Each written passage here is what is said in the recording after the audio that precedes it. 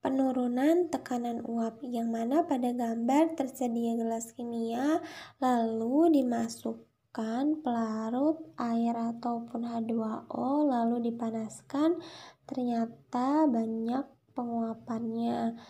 Lalu ditambahkan dengan garam NaCl dan diaduk lalu dipanaskan. Yang mana garam yang ditambahkan yaitu sebanyak 11,70 gram dalam 1000 gram air.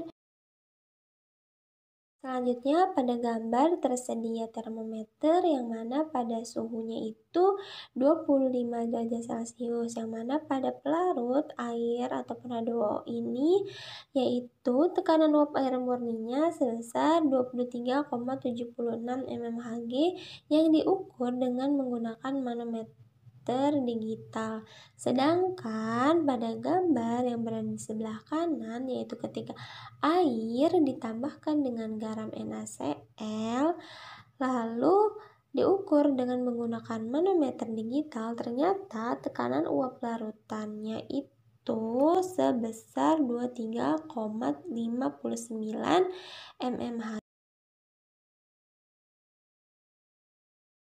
Sehingga diperoleh bahwa pada air murni dengan suhu 25 derajat Celcius ternyata tekanan uap air murni sebesar 23,76 mmHg.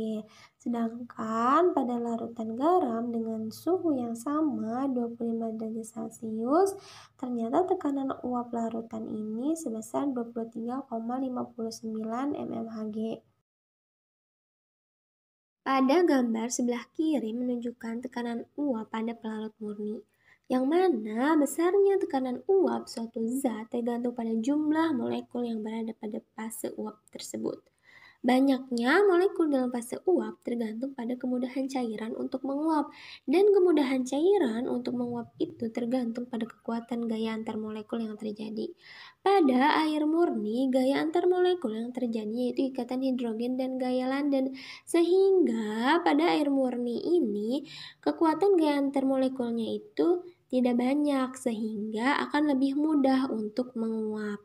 Sedangkan pada gambar di sebelah kanan yaitu pada larutan garam, yang mana pada larutan garam gaya antar molekul yang terjadi yaitu molekul air dengan molekul air yaitu ikatan hidrogen dan gaya London, dan ion Na+ dengan air dan ion Cl- dengan air, sehingga ada gaya ion dipol, sehingga pada larutan garam ini akan lebih banyak gaya antar molekul yang terjadi, sehingga dengan makin besarnya gaya antar molekul yang terjadi maka akan sulit untuk menguap, sehingga untuk mengurangi kekuatan gaya antar molekul yang terjadi sehingga harus dilakukan penaikan temperaturnya.